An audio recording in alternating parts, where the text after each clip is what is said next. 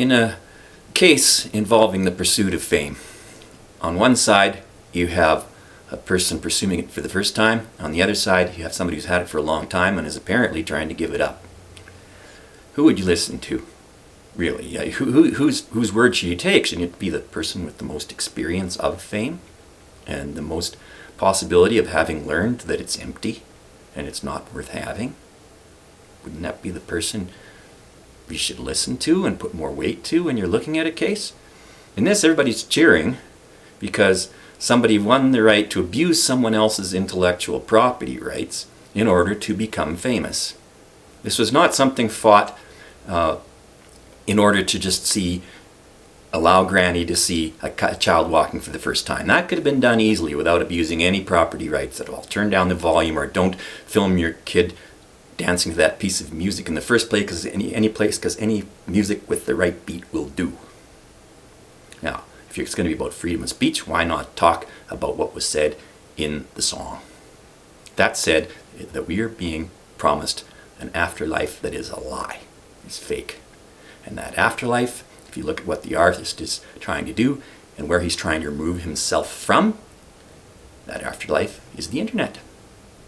We have laws making it illegal for people to have access to the legal support and moral system and economic system and technology that they would need to stay young and have a real life beyond what we know. Instead of that, they're being offered a place where anybody can become famous. Not where anybody can make money very easily, and not without a huge following, and not a place where you can become young in a physical sense and have physical right to copyright yourself, but you can become famous. Also, I think that there seems to be a movement afoot to set certain precedents. And there's a three-step plan. One, limit anyone's access or prohibit anyone's access who isn't well connected at the top to what would be needed to keep themselves young.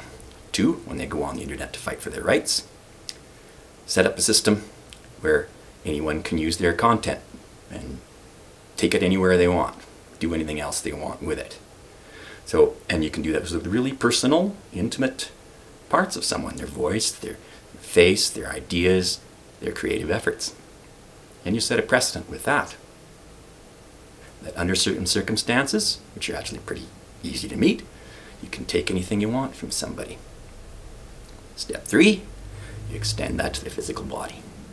Then you can take a piece of somebody you don't like if they're too insistent on their property or human rights. You just grow another version of that person. Teach them from toddlerhood that it's normal to be watched and exploited at will by anyone who wants to use your image. Have him brought up in that year after year in a court case that drags on through the length of his entire life. And then you'll have somebody who's never known anything else, even though he never consented in the first place, to have his picture put in the middle of a den of thieves.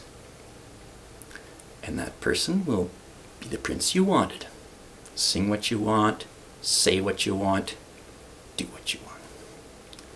Is that really freedom of speech?